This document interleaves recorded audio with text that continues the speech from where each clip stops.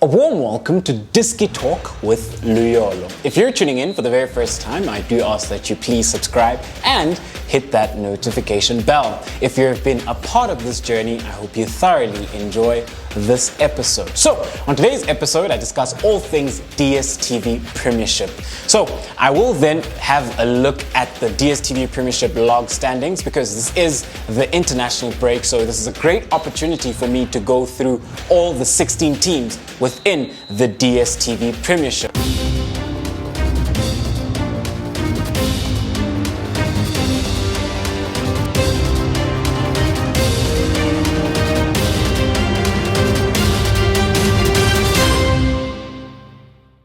So I will then start from number 16 and work my way all the way up to number 1. But we all know who number 1 is.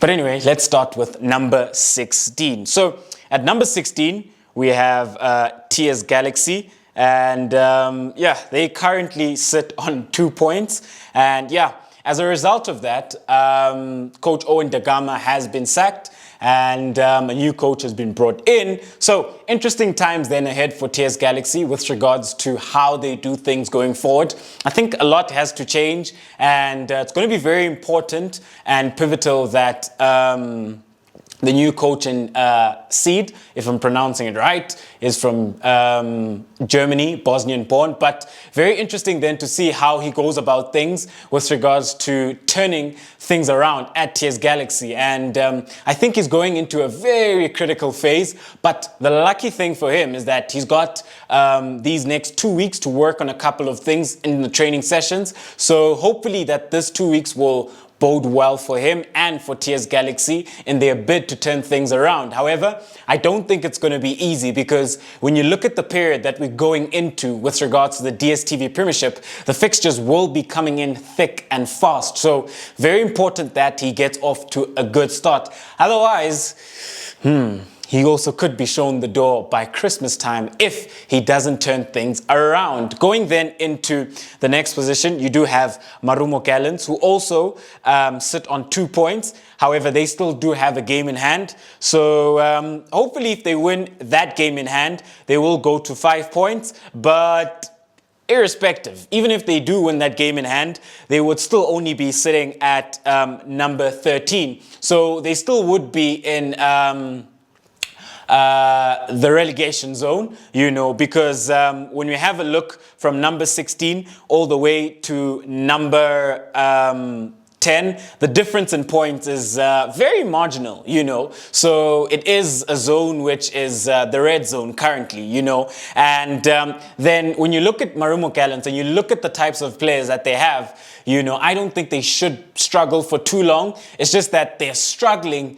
to create clear-cut chances and they're struggling to convert those chances, But when you look at Miguel Tim, you look at Ndlondlo, you look at Ngema, you look at Otladisa, you look at Nyamane, those are quality players, And within the back line, they've got Nkili, they've got Nonyane, they've got Velase, and then they've got Ravuhale on the other side. You'd like to think that those players could form a solid team as they grow into the Dstv Premiership. Not that they would finish within top 8, but at least a respectable position. But they've really struggled then within the Dstv Premiership. And I think their struggles will continue by virtue of the fact that they have advanced within the CAF Confederation. So I think their struggles will continue, especially when it comes to juggling both competitions. But from them, I'd prioritize the Dstv Premiership because Dstv Premiership is important for them because that's what guarantees that you retain your status within top flight football in South Africa. So very interesting times then at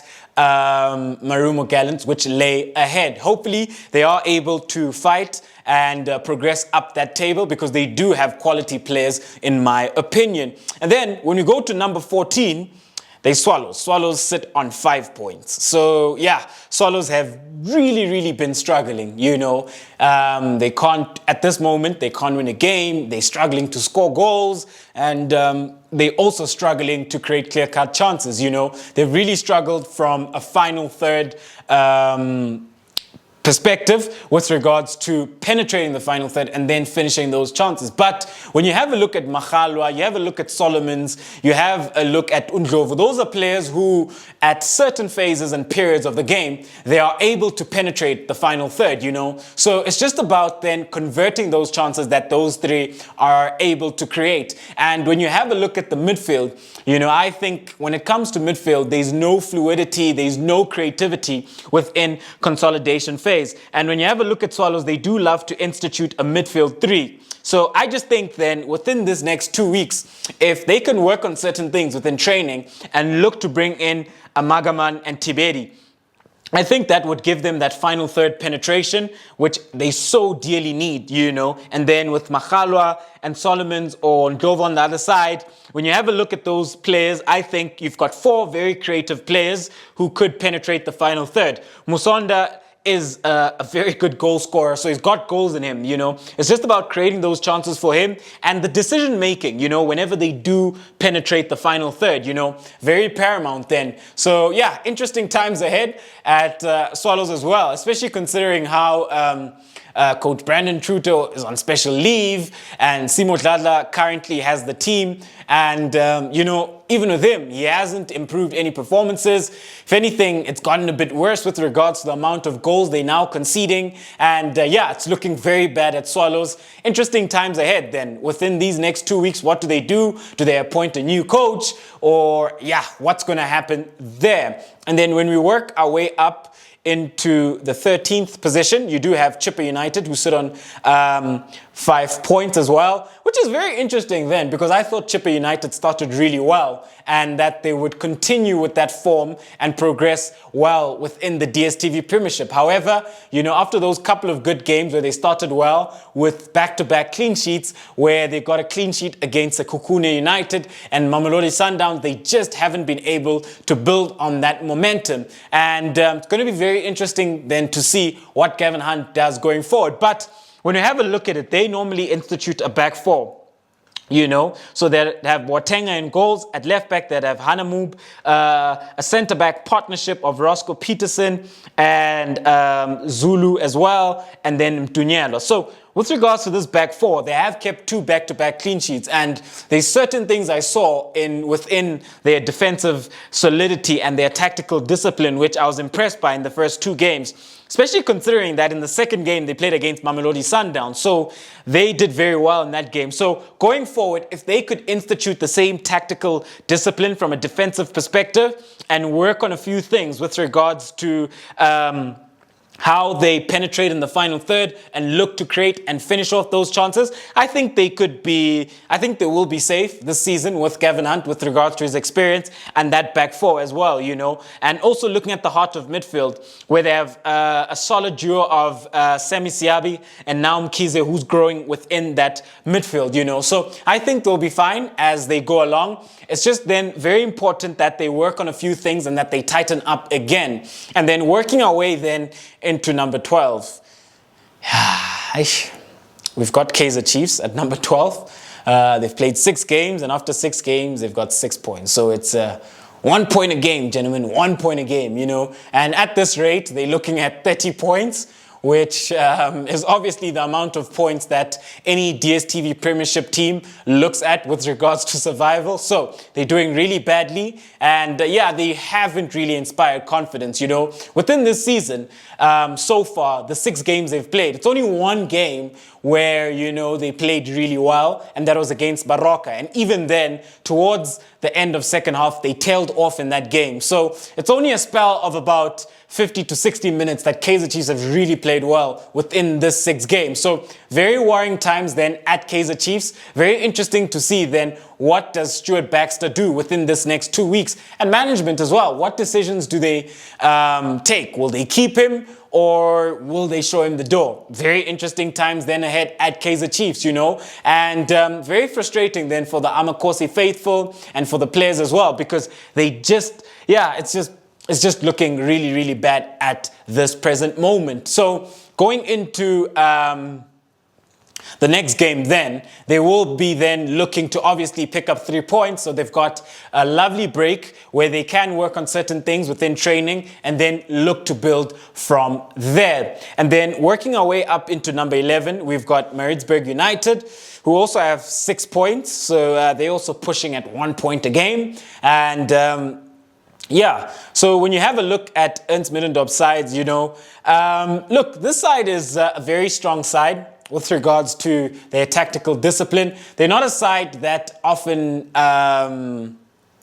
gets beat by a huge margin, you know, so they will stay in games, you know. So for me, it's just creating more chances at the other end and trying to finish off their games, because they can stay within games, they can get that goal, but finishing off the chances then to get that 3 points is what will be very, very pivotal going into the rest of the season. And then when we have a look at Cape Town City, who sit at number 10, they have got a game in hand. And if they win that game in hand, they go all the way up to number 5, actually. So very important that they win that game in hand. A team that, when you look at them from a qualitative perspective, they shouldn't be sitting where they're sitting. However, this is the DStv Premiership. There is no easy game. All the games, you have to go out and play them. You have to win the games, you know. So, yeah, with the quality that they have, they should climb up the table. And then speaking of quality and climbing up the table, at number 9, we've got Amazulu, who also have... is another team that should be further up the table, but, you know, they're now starting to grow in confidence. They've played 6 games, they've got 7 points. So, yeah, I do trust that they will progress up the table, as they have got a plethora of options within that squad. They've got quality players, you know, that could institute beautiful style of play at times. They create so many chances. It's just about converting those chances. And also to mention the intensity that they play at. They play at a very, very high intensity, you know. And yeah, moving on then along, Baroka sit at number 8. They've played 6 games. They've also got 7 points. And yeah, very interesting then to see that Baroka are actually at mid-table, and they will be looking to obviously finish within top 8, you know, because they are a team now that has contested in the DStv Premiership for the past couple of seasons. So they will obviously then be looking to solidify and try become a top 8 team within the DStv Premiership. Moving on then along, we've got the new boys, Sekhukhune United. I think they've done well, you know, in their first 6 games, they've got 8 points. They've won 2, they've drawn 2, and they've lost 2. So yeah, not a bad record to have so far, you know, when they acquaint themselves with the DStv Premiership, you know. But I think they'll do well this season. And I do foresee a top 8 finish because of how they play and how competitive they are as a side. Moving on then right along, we've got Orlando Pirates, who sit at 6th. They've played 6 games and they've got 9 points.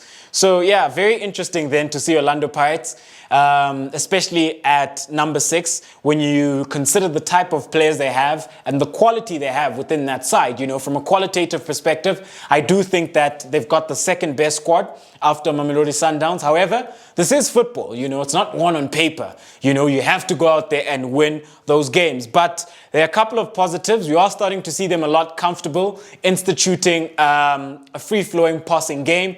For me, it's just the intensity and game management when it comes to Orlando Pirates. And then when we move it up to 5th, Golden Arrows. Golden Arrows do sit at 5th, you know. And the interesting thing then is that Golden Arrows haven't been doing well in the past couple of games, but they still do sit at 5th. So it just shows that they've got a very good foundation and they won their games early. So that's the very important thing then about picking up points very early, you know, because you give yourself that solid foundation. And going into this international break, I think it's a much needed break where they'll be able to work on so many things. And it is only then Thabani Zuke who does join the national team. So they've got the bulk of the squad and the important players. They can work on those important things then when you have a look at Golden Arrows, sorry. So I think they will improve under Siema with their 9 points, and they should then be looking to grow. And then when you have a look at it, then you've got Stellenbosch, who sit at number 4, who've played 6 points and who've played 6 games and have 12 points rather. And yeah, they've been a surprise package this season. They haven't lost a game. They've won 3 and they've drawn 3. And yeah, so I think they should be able to maintain this form actually, because when you have a look at some of the players that they have in attack, from Dingba to Musiamedi to Wasim Isaacs to Dupria to Mendieta, you know, they've got so many players that have so much quality and can score those goals. And that's why they've been doing well within the DStv Premiership. And then at number 3, yeah, this is very surprising, you know. At number 3, we've got Royal AM. Yeah, man, I've thoroughly enjoyed their performances, because the interesting thing about Royal AM, they sit at number 3. They've played 6 games. They've got 12 points. They've won 4 games in a row and lost 2. And when you have a look at it within the DStv Premiership from a qualitative perspective, it's not easy to get 4 wins in a row. And this Royal AM side have been able to do that. So just to touch on Royal AM a bit, John Maduka does love to institute a very offensive 3-4-3 system. And I say very offensive because this 3-4-3 system, they play without a defensive midfielder, you know. So they go with a deep laying playmaker in Mashikinya, who's very, very offensive thinking, and then Mahlasela as well, who can play as an 8 or a 10. So this is what they do. So within goals that have Nyame in goals, a back 3 of Lingwati as the left-sided centre half. Ricotto plays in the middle of the 3. You've got Mangai, who plays the right side at centre half. In the heart of midfield, they've got they've got Mashikinya, and then they have Mahlasela as the right wing back. They've got Mkhize, they've got Tsidiso Munamodi, who plays as the left wing back, and then they would obviously have Mabena, Litswalo, and Potsane. However, Mabena has been injured. So they've gone with Litswalo, Potsane, and Mashiane as well. So they've done really well with this system. And I've thoroughly enjoyed watching them, because I think, you know, I believe in a free-flowing, fluid passing game of football, you know, where you look to overload the central areas, the 2 half spaces, and then look to penetrate the final third and finish off those chances, you know, and also having a system which is multifaceted whenever you build up and whenever you do look to attack and penetrate the final third. So this team, they've ticked those boxes so far. And what I love about them that a lot of people don't realize is the tactical organization. To play without a defensive midfielder and still be able to control games and still be able to not concede many goals like they have just speaks to the tactical organization that they have and the defensive solidity as a team, you know. So they really unified whenever they don't have the ball, and how they become very compact, you know. They close the spaces and they manage the spaces in between from a defensive perspective, and it becomes very difficult to break them down. So very impressed with this Royal AM side, and I think, you know, they have a very good season. And yeah, you know, if I had a hat right now, I would take it off and say my hat goes off to John Maduka for what he's doing with this Royal AM side. They're playing beautiful football, they tactically organized, they're scoring goals, and they're defending well as well. So thumbs up to Royal AM, thumbs up to Mkhize, thumbs up to Chairman, and yeah, the whole Royal AM side. You guys are doing a fantastic job. I hope you guys keep it up. Very refreshing to see within the DStv Premiership. They don't play coward football where they pack the midfield with so many defensive midfielders. No, they attack the game. They control the game, foot on the ball. They play lovely football, and they're also scoring goals as well. And then when we have a look at it then, at number 2, you've got Supersport United. They've played 6 and they've got 12 points as well. They've won 3 and they've drawn 3. So, yeah, Supersport are going through a really good spell, you know, which is a bit surprising, actually, because when you have a look at that Supersport side, they don't play the most attractive and most exciting football, you know. It's a basic 4-4-2, but, you know, it gets the job done, you know, and they do sit second. And then at number 1, you've got Mamelodi Sundowns, who've already opened up a 4-point gap. It's only been 6 games, but they've already opened up a 4-point gap. They've played 6 matches, they've won 5, they've drawn 1. And yeah, man, this Mamelodi Sundowns is absolutely phenomenal. The football that they're playing is some of the best football that we've seen in recent years within South African football, within the Dstv Premiership and PSL. And I think this Mamelodi Sundowns will march on and yeah, man, and win their 5th league title in a row. You know, I know it's early days, it's only 6 games in, but when you look at how well conditioned they are, how well trained they are, and how they approach the games, absolutely phenomenal. You know, the style of play, and you look at it from a build-up phase perspective, consolidation phase, and then the final third, intricately intertwined. The triangulation, which is instituted, the passing patterns, the movement of the ball, magnifique.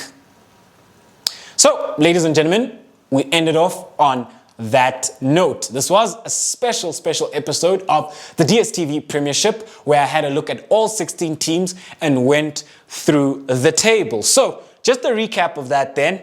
At number 16, we've got TS Galaxy. Number 15, Marumo Gallants. Swallows at number 14. Chippa United at number 13.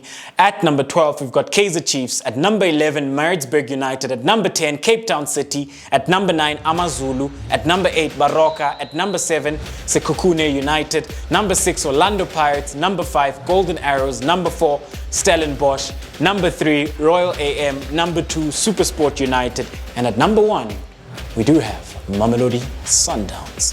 Thank you very much for tuning in to yet another special episode of Disky Talk with Liolo. Signing out.